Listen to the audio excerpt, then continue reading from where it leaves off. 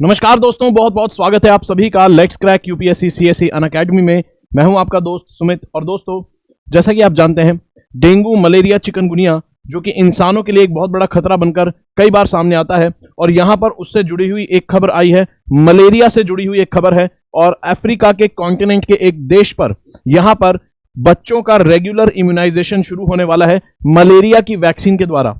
तो यहां पर जानते हैं पूरी खबर को, आखिर खबर इंपॉर्टेंट क्यों है और हमारे एग्जाम पॉइंट ऑफ व्यू से बहुत ज्यादा इंपॉर्टेंट ये न्यूज है। इसको ध्यान से देखेंगे और ध्यान से सुनेंगे, ठीक है। चलिए, अगर बात करें पीवाईक्यू की बात करें तो 2021 में क्वेश्चन आया हुआ था, जिसके अंदर कहता है कि यहां पे से इनमें से कौन सा ऐसा मटेरियल है, सब्सटेंस है जो कि नेचुरल मॉस्किटो रिपेलेंट के लिए इस्तेमाल होता है।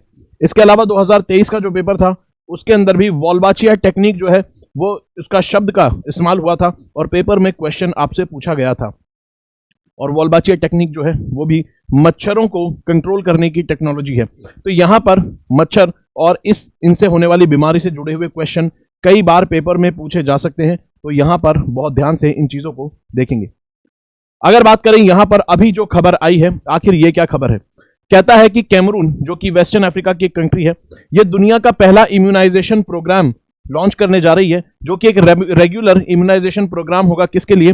चिल्ड्रन में, बच्चों में वहां पे जो मलेरिया होता है उसको काउंटर करने के लिए ये प्रोग्राम यहां पर लॉन्च किया गया है। और ये इसलिए जरूरी है क्योंकि मलेरिया को कंट्रोल करने के लिए काफी लंबे समय से एफर्ट्स किए जा रहे हैं देशों में, अलग अलग देशों में कई प्रकार की टेक्नोलॉजी के थ्रू। और जो अफ्रीकन कॉन्टिनेंट है, यहां पर मलेरिया के 95% केसेस पूरी दुनिया में जितने होते हैं उससे होने वाले सबसे ज्यादा केसेस आपको देखने को मिलेंगे कहां से? अफ्रीकन कॉन्टिनेंट से। और यहां पर बच्चों में सबसे ज्यादा समस्या आपको देखने को मिलती है। तो जरूरी है कि यहां पर हम इस पूरी न्यूज को डिस्कस करें, क्योंकि बच्चों की जो डेथ रेट है उसको कंट्रोल करने में भी यहां पर अफ्रीका में मदद मिलेगी। अब बात यहां पर आती है, कैमरून कंट्री का जिक्र आया है तो पेपर में लोकेशन पर आधारित क्वेश्चंस पूछ लेता है। तो याद आपको होना चाहिए, कैमरून एक वेस्टर्न अफ्रीकन कंट्री है जिसकी बॉर्डर्स आप देख सकते हैं यहां पर अटलांटिक ओशन से लगती है। इसके अलावा यहां पर जिन कंट्री से लगती है उनके नाम देख सकते हैं, जैसे नाइजीरिया है, चाड है, उसके अलावा सेंट्रल अफ्रीकन रिपब्लिक है, इसके अलावा गैबोन है, इक्वेटोरियल गुनिया है, और यहां पर रिपब्लिक ऑफ द कॉन्गो, ठीक है। यहां पर आपको देखने को मिलता है कि कैमरून कंट्री कौन सी है। आगे बढ़ने से पहले दोस्तों एक इंपॉर्टेंट अनाउंसमेंट है। एनसीईआरटी जो कि पूरी यूपीएससी प्रिपरेशन का फाउंडेशन बनाती है, उसके लिए अनअकैडमी एक सेपरेट कोर्स यहां पर लेकर आया है, जिसको आप सिर्फ एनसीईआरटी पढ़ने के लिए ले सकते हैं 1999 में, यानी कि डिस्काउंटेड प्राइस में ये कोर्स आपको मिलता है। सभी एनसीईआरटीज आपको बेसिक से बिल्कुल फाउंडेशन से जीरो से स्टार्ट करके पढ़ाई जाएगी और यूपीएससी पर्सपेक्टिव से। और जो भी दोस्त बिल्कुल शुरुआत करना चाहते हैं या अभी यूपीएससी प्रिपरेशन की शुरुआत के लिए सोच रहे हैं और चाहते हैं कि कुछ उनको टेस्ट यहां पर मिल जाए, तो वो एनसीईआरटीज को स्टडी करके देख सकते हैं। कॉलेज में रहने वाले स्टूडेंट्स के लिए सबसे बेस्ट फाउंडेशन कोर्स आपको मिल सकता है ये एनसीईआरटी के रूप में। मेरे साथ आप यहां पर हिस्ट्री पढ़ेंगे, डिटेल में हम हिस्ट्री को पढ़ते हैं यूपीएससी के पर्सपेक्टिव से। 6ठी से 12वीं तक की सारी एनसीईआरटीज यहां पर कवर होती है। और कोर्स खरीदने के लिए कोड आपको लगाना होगा SMK लाइव, ठीक है। SMK लाइव कोड लगाकर अगर आप इस कोर्स को खरीदते हैं तो डिस्काउंटेड प्राइस पर मिलता है। साथ में बाकी टीचर्स भी आपको एनसीईआरटी के बाकी सब्जेक्ट्स यहां पर कवर कराते हुए नजर आएंगे। तो आप देख सकते हैं एक सेपरेट कोर्स है सिर्फ एनसीईआरटी का। कॉम्प्रिहेंसिव कोर्स आपको लेने की जरूरत नहीं है, यहां पर आप इसको भी लेकर देख सकते हैं। अब यहां पर अगर आगे बढ़े, ये पूरी न्यूज जो अफ्रीका से जुड़ी हुई है और मलेरिया से जुड़ी हुई है, ये कहती है कि भाई अफ्रीका के अंदर हमें हर साल लगभग 25 करोड़ से ज्यादा केसेस मलेरिया के आते हैं, जिसमें लगभग 6 लाख डेथ देखने को मिलती है हर साल अफ्रीका के अंदर। और पूरे कॉन्टिनेंट में हर साल 6 लाख डेथ में से ज्यादातर आपको बच्चे देखने को यहां पर मिलते हैं, जो कि एक सीरियस हेल्थ कंसर्न है और सीरियस यहां पर थ्रेट है पूरी पॉपुलेशन के लिए। अगर यहां पर बात करें, कहता है जो global alliance for vaccine immunization, जो कि वर्ल्ड लेवल का अलायंस है वैक्सीन के लिए पूरी दुनिया में अंडर द WHO, ये कहता है कि यहां पर 20 अफ्रीकन कंट्रीज के साथ काम किया जा रहा है और लगभग 6 मिलियन यानी कि 60 लाख बच्चों को इम्यूनाइज करने का प्लान है 2025 तक। तो यहां पर याद रखेंगे, काफी एम्बिशियस तरीके से मलेरिया को और मच्छरों से होने वाली बीमारियों को टारगेट किया जा रहा है, क्योंकि एक सीरियस हेल्थ कंसर्न के रूप में सामने आती हैं, बड़ी पॉपुलेशन को अफेक्ट करती हैं। और यहां पर जिन वैक्सीन का इस्तेमाल किया जाएगा कैमरून के अंदर बच्चों को इम्यूनाइज करने के लिए, उन वैक्सीन के नाम आपको पता होने चाहिए, क्योंकि मलेरिया से जुड़ी हुई वैक्सीन है। 100% पेपर में मेंस हो प्रीलिम्स हो क्वेश्चन पिछले कई सालों से वैक्सीन पर डायरेक्ट क्वेश्चन पूछ रहा है। तो कहता है यहां पर कैमरून के अंदर जो वैक्सीन यूज की जाएगी, एक वैक्सीन है मॉस्क्विरिस। ये वैक्सीन 2021 के अंदर इसको WHO ने अप्रूवल दिया था और ये इस्तेमाल की जाएगी। हालांकि ये वैक्सीन पूरी तरह से इफेक्टिव नहीं है। ग्लैक्सोस्मिथक्लाइन जो कंपनी है, फार्मा कंपनी, ये इस वैक्सीन को बनाती है और 30% ही इफेक्टिव ये वैक्सीन मानी जाती है। सवाल उठता है 30% इफेक्टिव है फिर भी क्यों इस्तेमाल इसको कर रहे हैं? क्योंकि मलेरिया एक बहुत ज्यादा सीरियस कंसर्न वहां पर बना हुआ है और 30% भी अगर इफेक्टिव है तो एक लार्ज पॉपुलेशन को एटलीस्ट जो सीरियस हॉस्पिटलाइजेशन के केस होते हैं उससे बाहर निकालने में मदद करेगा, कम से कम डेथ रेट यहां पर अवॉइड करने में कोशिश करेगा। तो यहां पर 30% इफेक्टिविटी भी काफी ज्यादा यहां पर मानी जा रही है और कुछ महीनों तक ही, लगभग 12 से 14 महीने ये इम्यूनिटी प्रोवाइड कराती है। तो हालांकि टेम्परेरी सॉल्यूशन है लेकिन फिर भी एक बड़ी पॉपुलेशन को यहां पर मलेरिया होने से बचाया जा सकता है। उसके अलावा जो दूसरी वैक्सीन इस्तेमाल होगी उसका नाम है R21 मैट्रिक्स। ठीक है, ये जो वैक्सीन है ये भी मलेरिया के अगेंस्ट ही बनी है और ये आपको देखने को मिलेगा ऑक्सफोर्ड ने इस वैक्सीन को बनाया है, ऑक्सफोर्ड यूनिवर्सिटी ने इस वैक्सीन को बनाया है। कमेंट बॉक्स में मुझे बताएंगे कोविड-19 के दौरान कौन सी ऐसी वैक्सीन है जिसको ऑक्सफोर्ड यूनिवर्सिटी ने तैयार किया था। ठीक है, कमेंट में नाम बताएंगे। मेंस में डायरेक्ट ये सारे क्वेश्चन पूछ चुका है। उसके अलावा कहता है R20 मैट्रिक्स जो वैक्सीन है ये ऑक्सफोर्ड ने बनाई है और ये 75% तक इफेक्टिव है, मलेरिया के केसेस को 75% तक कम कर देती है। और ऑक्सफोर्ड इस वैक्सीन को भारत के जो पुणे में आपको आधार पूनावाला जी का सीरम इंस्टीट्यूट मिलेगा उसके साथ मिलकर लार्ज स्केल में इसकी डोजेज बनाएगा। तो ये जो वैक्सीन है ये सस्ती भी पड़ेगी और लार्ज स्केल में इसका प्रोडक्शन हो सकता है। तो ये भी काफी ज्यादा इफेक्टिव मानी जा रही है और ये भी वर्ल्ड हेल्थ ऑर्गेनाइजेशन ने अभी हाल ही के 1-2 साल में इसको भी अप्रूव किया है। तो आपको इन दो वैक्सीन के नाम पता होने चाहिए। मॉस्क्विरिक्स मलेरिया की वैक्सीन है, याद रखेंगे डेंगू की नहीं है, पेपर में क्वेश्चन देगा तो आपको कंफ्यूज भी कर सकता है। उसके अलावा R21 मैट्रिक्स क्या है? ये भी एक मलेरिया की वैक्सीन है, पेपर में पूछ लेगा कि भाई R21 क्या है। ठीक है, मैट्रिक्स R21 मैट्रिक्स क्या है? ये किसी एस्टेरॉइड का नाम है, ये खास प्रकार की कोई स्पीशीज है प्लांट की, इस तरह से आपसे क्वेश्चन पूछ सकता है। तो ये क्या है? ये मलेरिया की वैक्सीन आपको देखने को मिलेगी। उसके अलावा ये 2 तरह की वैक्सीन तो इस्तेमाल हो रही है कैमरून के अंदर। एक और अलग प्रकार का यहां पर आपको तकनीक मिलेगी जिससे मलेरिया को कंट्रोल किया जाता है, जो कि हाल ही के 1-2 साल में एक्सपेरिमेंटल तौर पर इस मेथड का भी इस्तेमाल हो रहा है मलेरिया को कंट्रोल करने में, और यह है एंटीबॉडी ट्रीटमेंट। इसके अंदर क्या किया जाता है? यहां पर 1 टाइम एक्सपेरिमेंटल तरीके से अभी इस्तेमाल हो रहा है। यहां पर जो हेल्दी व्यक्ति होता है उसके शरीर में जो मलेरिया के अगेंस्ट एंटीबॉडीज बनती हैं, मलेरिया के अगेंस्ट एंटीबॉडीज बनती हैं, उसको निकालकर, ठीक है, लैब में प्रिपेयर किया जाता है, ठीक है, और एंटीबॉडीज, और फिर जो व्यक्ति जिनको आपको प्रोटेक्शन प्रोवाइड करानी है उनके अंदर आप वो एंटीबॉडीज उनके शरीर में आप इंजेक्ट कर सकते हैं। और इसकी लार्ज डोजेज जो है ज्यादा मात्रा में देंगे तो 88% तक इफेक्टिव आपको ये देखने को मिलती है। तो जो कि हालांकि टेम्परेरी है लेकिन वन ऑफ द मलेरिया को रोकने का एक सॉल्यूशन है। तो पेपर में आपसे पूछ सकता है वैक्सीन बेस्ड सॉल्यूशन मलेरिया का मिलेगा, उसके अलावा एंटीबॉडी बेस्ड सॉल्यूशन भी मलेरिया को मिलता है। हालांकि ये कैमरून में इस्तेमाल नहीं हो रहा है, ये मैंने आपसे ऐसे ही डिस्कस किया है कि ये भी एक तरीका है जिससे मलेरिया को कंट्रोल किया जा सकता है। अब यहां पे कहता है कि हम मलेरिया की मॉस्क्विरिक्स बनाई, वो भी इतने सालों बाद बनी, जबकि कई बीमारियों की वैक्सीन इंसान बहुत पहले ही बना चुका है, लेकिन मलेरिया की हम अब बना रहे हैं। जबकि कोविड की वैक्सीन बहुत ही कम समय में बड़े पैमाने पर यहां पर कई प्रकार की वैक्सीन बना दी गई। अभी तक मलेरिया की क्यों नहीं बना पाए? और जो भी बना पाए हैं वैक्सीन, कोई 30% इफेक्टिव है, कोई 75%, कोई 80%, और वो भी कुछ समय के लिए। यहां पर हम मलेरिया का कोई परमानेंट सॉल्यूशन वाली वैक्सीन क्यों नहीं बना पा रहे? आखिर क्या यहां पे क्या मुश्किलात आ रही हैं? तो कहता है कि मलेरिया जिस चीज से होता है, मलेरिया ना तो वायरस से होता है ना ही मलेरिया बैक्टीरिया से होता है। मलेरिया जिस माइक्रो ऑर्गेनिज्म सूक्ष्म जीवाणु से होता है वो है प्रोटोजोन पैरासाइट। और प्रोटोजोन पैरासाइट जो है ये साइज में काफी बड़ा होता है। जितने भी वायरस बैक्टीरियाज होते हैं इनसे साइज में आपको मलेरिया का पैरासाइट बड़ा देखने को मिलेगा। और बड़ा देखने के यहां पर जो कंपैरिजन है वो आप इस हिसाब से कर सकते हैं कि कोविड-19 का जो एक वायरस होता है उसके अंदर आपको 13 जीन मिलेंगे, जीन्स। ठीक है, आखिर जीन्स क्या होते हैं?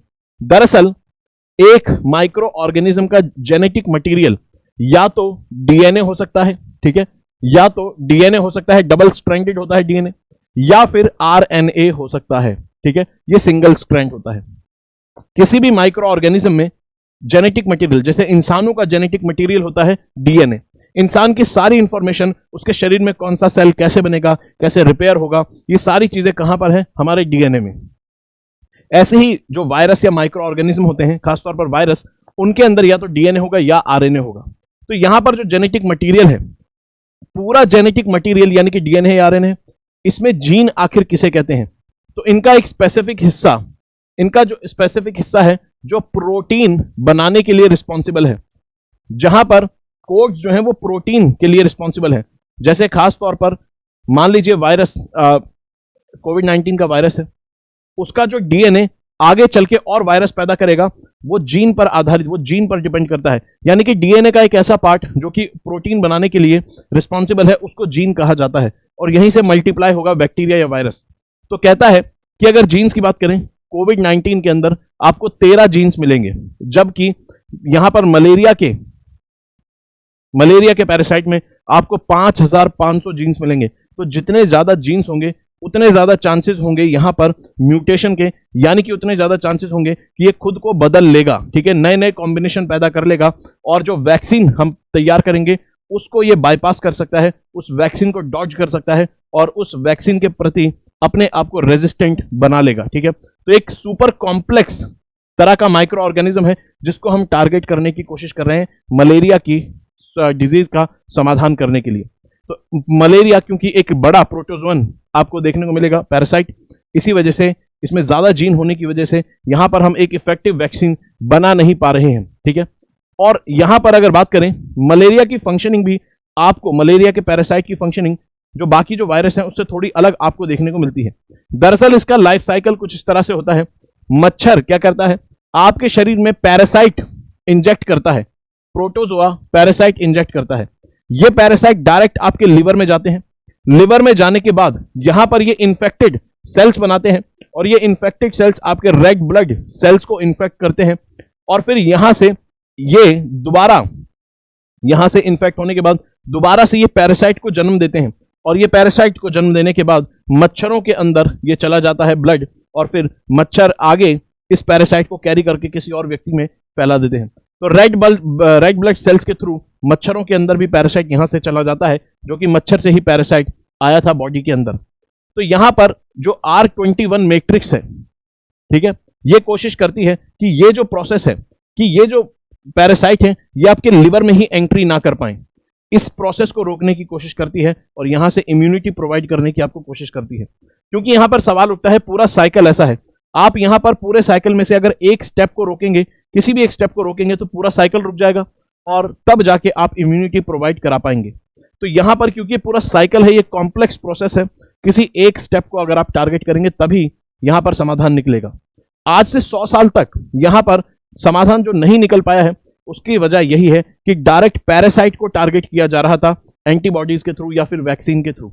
लेकिन यहां पर बाद में स्टडी करके सारी चीजों को जब देखा गया, तो ये एक साइकिल पर डिपेंड करता है, और आपको पूरा पैरासाइट टारगेट करने की जरूरत नहीं है। आप एक साइकिल का जो प्रोसेस है इसको आप रोक देंगे तो पूरा यहां पर साइकिल रुक सकता है और इम्यूनिटी मिल सकती है। तो यहां पर क्योंकि साइकिल है, इसकी वजह से मलेरिया जो है एक ऐसा पैरासाइट है जो कि वैक्सीन से जल्दी कंट्रोल में नहीं आता है।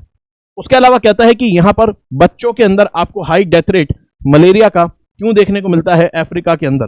कहता है क्योंकि जो मलेरिया के है इसके प्रति नेचुरल इम्यूनिटी इतनी जल्दी तैयार नहीं हो पाती है शरीर में, शरीर के अंदर नेचुरल तरीके से प्रतिरोधक क्षमता इतनी जल्दी से तैयार नहीं हो पाती है, क्योंकि ये पैरासाइट अपने आप को थोड़े थोड़े समय में चेंज कर लेता है। तो ऐसे में यहां पर थोड़े थोड़े समय में जो इन्फेक्ट होंगे, शरीर में जब लार्ज स्केल में एंटीबॉडीज बनती हैं, तब जाके कुछ इम्यूनिटी यहां पर मिल पाती है। और एक बार मच्छर के काटने से वो इम्यूनिटी नहीं आती है, ठीक है। तो वो इम्यूनिटी जब शरीर में मच्छर कई बार काटेगा, तब जाके शरीर को वो पैरासाइट के बारे में जानकारी मिलती है और इम्यूनिटी तैयार होती है। और ऐसा अडल्ट जो पॉपुलेशन है उनमें होता है। अडल्ट पॉपुलेशन को मच्छर उनके पूरे लाइफ टाइम में कई बार काट लेता है, तो उनमें कुछ इम्यूनिटी प्रोवाइड हो जाती है, उनके बॉडी में कुछ इम्यूनिटी आ जाती है, तो वो बच जाते हैं। डेथ रेट अडल्ट में थोड़ा कम दिखता है, लेकिन अगर बच्चों की बात करें तो बच्चे जैसे कुछ 1 साल के या उससे कम, तो यहाँ पे जो बच्चे होते हैं उनमें इम्यूनिटी नहीं होती है और वो एक या मच्छर के 1 या 2 बार काटने से ही वो अपनी जान से हाथ धो देते हैं, ठीक है, उनको अपनी जान गंवानी पड़ती है। उसके अलावा अगर बात यहाँ पे करें, वही सेम बात कि अभी तक जो वैक्सीन है ये इफेक्टिव क्यों नहीं है, क्योंकि बताया जाता है ये जो पैरासाइट है, ये पैरासाइट आज से नहीं है धरती पर, मिलियन सालों से है, लाखों करोड़ों सालों से ये धरती पर मिलेगा और सिर्फ इंसान में नहीं, कई सारी जानवरों में, कई स्पीशीज में ये पाया जाता है। तो ये धरती पर रहने का आदी है बहुत समय से और इसने तरीके ढूंढ लिए हैं अपने आप को प्रोटेक्ट करने का। अगर किसी शरीर में एंटीबॉडी बनती है उससे भी खुद को बचा लेता है और वैक्सीन जब आप तैयार करेंगे उससे भी खुद को बचा लेगा। अगर वैक्सीन बहुत ज्यादा इफेक्टिव होगी तभी आप इस पैरासाइट को कंट्रोल कर सकते हैं। अब यहां पर हमने सारी बात की कि 2 तरह की वैक्सीन जो है इस्तेमाल होगी कैमरून के अंदर। उसके अलावा हमने एक ऑल्टरनेटिव तरीका भी देखा जो एंटीबॉडीज पर आधारित है, वो भी हमने देखा। इसके अलावा एक और लेटेस्ट टेक्नोलॉजी जो अब यहां पर सबसे ज्यादा जिसको उम्मीद की नजर से देखा जा रहा है, जिसके ऊपर 2023 के पेपर में क्वेश्चन भी आया था, वो है जीन एडिटिंग टेक्नोलॉजी। यानी कि आप क्या करेंगे, इसके अंदर मच्छर का जो डीएनए है, मच्छर के डीएनए को आप जाकर चेंज कर देंगे। वैक्सीन का मतलब है आप इंसानों में वैक्सीन यानी कि उनकी प्रतिरोधक क्षमता बढ़ाने की कोशिश कर रहे हैं। तो इधर से तो आप कोशिश कर रहे हैं कि इंसानों को टारगेट करके मलेरिया खत्म किया जाए। क्या हो अगर हम मच्छर को ही टारगेट कर लें, मच्छर को ही टारगेट कर लें और मच्छरों की ऐसी हालत में लाकर खड़ा कर दें कि मच्छर ही इस पैरासाइट को आगे ट्रांसफर ना कर पाए। तो यहां पर इस टेक्नोलॉजी पर काम हो रहा है और एक्सपेरिमेंटल लेवल पर अभी ये चल रही है टेक्नोलॉजी, जिसके अंदर मच्छर के डीएनए को चेंज कर दिया जाता है, कुछ एडिट कर दिया जाता है और इस तरह से एडिट कर दिया जाता है कि मच्छर जब संतान कोई पैदा करेगा तो वो संतान आगे संतान पैदा नहीं कर पाएगी। तो मच्छर, जिन मच्छरों के अंदर ऐसे डीएनए चेंजेस कर दिए जाते हैं, जब वो मेट करते हैं तो ऐसे ही पॉपुलेशन के मच्छर देखने को मिलेंगे जो कि आगे संतान पैदा नहीं कर पाएंगे। तो जिन मच्छरों के डीएनए ऐसे चेंज हो जाते हैं, जिन मच्छरों के डीएनए ऐसे चेंज हो जाते हैं, वो आगे संतान पैदा नहीं कर सकते और धीरे धीरे मच्छरों की पॉपुलेशन ही घटने लगेगी उस एरिया में जहां पर आपने स्पेशलाइज्ड मच्छर, यानी कि जिन मच्छरों के डीएनए में आपने छेड़छाड़ की है, उनको अगर आपने उस एरिया में छोड़ दिया, ठीक है। तो यहां पर अगर बात करें, ये एक्सपेरिमेंटल स्टडीज यहां पर की गई, जिसके अंदर क्या करता है ये मच्छर, जो प्लाज्मोडियम पैरासाइट होता है उसको ही किल कर देता है मच्छर के अंदर, ठीक है। और यहां पर कहता है कि एक्सपेरिमेंटल तौर पर जब कंट्रोल्ड एनवायरनमेंट में इंडिया, ब्राजील और पनामा में एक्सपेरिमेंट किया गया तो मच्छरों की पॉपुलेशन में 90% तक गिरावट देखने को मिली, क्योंकि मच्छर जिसका आपने डीएनए बदल दिया अब वो आगे संतान पैदा कर ही नहीं सकता, तो मच्छरों की पॉपुलेशन धीरे धीरे कम होने लग जाएगी, ठीक है। तो यहां पर हम देखते हैं इस तरह से चीजें देखने को मिलती है। और अगर इंडिया के स्टेटस की बात करें तो इंडिया में 2022 की ये रिपोर्ट है, कहती है कि मलेरिया के केसेस में 86% तक गिरावट यहां पर देखने को मिली है 2015 के मुकाबले, ठीक है। उसके अलावा कहता है मलेरिया जो है 2023 में यहां पर मलेरिया को नोटिफाइबल डिजीज जो है वो बनाया जा सकता है और यहां पर भारत का जो टारगेट है 2030 तक मलेरिया को एलिमिनेट करने का टारगेट है। आप मुझे बताइए ग्लोबल लेवल पर क्या मलेरिया को 2030 तक एलिमिनेट किया जा सकता है, जबकि इतनी सारी समस्याएं मलेरिया को देखकर मिलती हैं। और शायद आज आप समझ पाए होंगे कि मलेरिया को के प्रति वैक्सीन बनाना, मलेरिया के अगेंस्ट वैक्सीन बनाना कितना मुश्किल काम क्यों है, क्या समस्या है। डेंगू और मलेरिया ये सारी चीजें हमेशा सिरदर्द इंसानों के लिए बनी रहती है। जाने से पहले आप इस टेबल को वीडियो पॉज करके देख सकते हैं। इस पूरी टेबल के अंदर आपको डेंगू, मलेरिया और चिकनगुनिया को कंपेयर करके सेम जगह पर दिखाया गया है। पेपर के लिए आपको इनमें डिफरेंस पता होना बहुत जरूरी है। कंफ्यूज करने के लिए आपको दे सकता है डेंगू, मलेरिया, चिकनगुनिया, जिसको आप यहां पर पढ़ सकते हैं कि क्या क्या इनमें डिफरेंसेस हैं, ठीक है। चलिए तो दोस्तों यहां पर आप मेरे साथ जुड़ सकते हैं स्पेशल क्लासेस में। अनअकैडमी की ऐप पर फ्री लाइव क्लासेस होती हैं, ये बिल्कुल लाइव फ्री क्लासेस जिसमें आप अपने डाउट्स भी पूछ सकते हैं। और इसमें 2024 के लिए हम क्रैश कोर्स की फॉर्म में एंशिएंट, मिडिवल और मॉडर्न हिस्ट्री को कर रहे हैं। इसके अलावा पेड कोर्स में 6 से 12वीं तक की, 6ठी से 12वीं तक की एनसीईआरटी पढ़ रहे हैं हम हिस्ट्री की। आप मेरे साथ जुड़ सकते हैं। यहां पर स्पेशल एनसीईआरटी का कोर्स लेकर आपको बस कोड लगाना होगा SMK लाइव। SMK लाइव अगर आप कोड लगाते हैं तो अनअकैडमी के किसी भी कोर्स पर आप डिस्काउंट यहां पर ले सकते हैं। उसके अलावा यहां पर अनअकैडमी आपको एक सब्सक्रिप्शन से कई सारी सर्विसेज, सुविधाएं यहां पर देता है। जैसे कि फॉर एग्जांपल यहां पर एक सब्सक्रिप्शन से आपको जनरली प्रीलिम्स का जीएस कोर्स तो मिलता ही है, उसके अलावा क्रैश कोर्स भी मिलता है जो कि बाकी इंस्टीट्यूट में नहीं मिलता। सीसैट का कोर्स अलग से लेने की जरूरत नहीं है। अनअकैडमी पे अगर आपने सब्सक्रिप्शन लिया है तो सेम सब्सक्रिप्शन से सीसैट भी मिलता है, जीएस भी मिलती है, मेंस के कोर्सेज का एक्सेस मिलता है, इवन आपको टेस्ट सीरीज का भी एक्सेस यहां पर मिलता है, प्रीलिम्स और मेंस की। क्रैश कोर्स सभी चीजें सिंगल सब्सक्रिप्शन से आपको मिलती है। और सिंगल सब्सक्रिप्शन से आपको यहां पर ऑप्शनल्स का भी, मल्टीपल ऑप्शनल्स का एक्सेस मिलता है। यानी कि अगर आपको ये डिसाइड करना है कौन सा ऑप्शनल आपके लिए बेस्ट है तो आप यहां पर देख सकते हैं, एक्सप्लोर कर सकते हैं। सिर्फ सिंगल सब्सक्रिप्शन से कई सारे ऑप्शनल्स को सिलेक्ट करके चूज कर सकते हैं और फिर उसमें से बेस्ट अपने लिए चुन सकते हैं। कोड लगाना होगा SMK लाइव अगर आपको ऑप्शनल्स सिंगल सब्सक्रिप्शन से चेक करने हैं।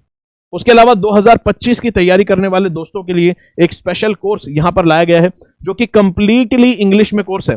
कई दोस्तों को समस्या आती है बाइलिंगुअल में, हिंदी में उनको समस्या आती है और अब उनके लिए इंग्लिश का कोर्स आपको प्रॉपर देखने को मिलेगा जो कि complete instruction, medium of instruction भी इंग्लिश में ही होगा। सरमद महराज सर आपको यहां पर क्लासेस देंगे और इसके अंदर कंप्लीट तरीके से इंग्लिश में जीरो से बेसिक से तैयारी कराई जाएगी। तो अनअकैडमी के साथ अब आप इंग्लिश में भी यहां पर यूपीएससी की तैयारी कर सकते हैं। 2025 का बैच लॉन्च हो चुका है। कोड लगाना होगा SMK लाइव, जिसमें 1-to-1 मेंटोरशिप आपको मिलती है, लाइव क्लासेस मिलेंगी, टेस्ट सीरीज का एक्सेस मिलेगा, सारी चीजें मिलेंगी। कोड लगाना होगा SMK लाइव। उसके अलावा 2025, 26 और 27 की तैयारी करने वाले दोस्तों के लिए यहां पर स्पेशल ऑफर चल रहा है जिसके अंदर 50% डिस्काउंट आपको मिलता है कोर्सेज पर। साथ में आपका कोर्स 6 महीने तक और ज्यादा वैलिड रहेगा। ठीक है, तो 6 महीने और एक्स्ट्रा चलेगा अगर आप यहां पर इन 2025, 26 और 27 के कोर्सेज को में एनरोल करते हैं। कोड आपको लगाना होगा SMK लाइव।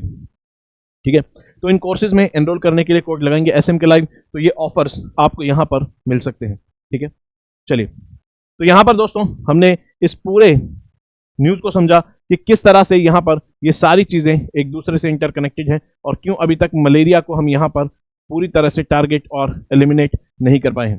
दोस्तों अगर वीडियो अच्छी लगी तो वीडियो को लाइक करेंगे, चैनल को सब्सक्राइब करेंगे, पढ़ते रहेंगे, अपना ख्याल रखेंगे। जय हिंद दोस्तों।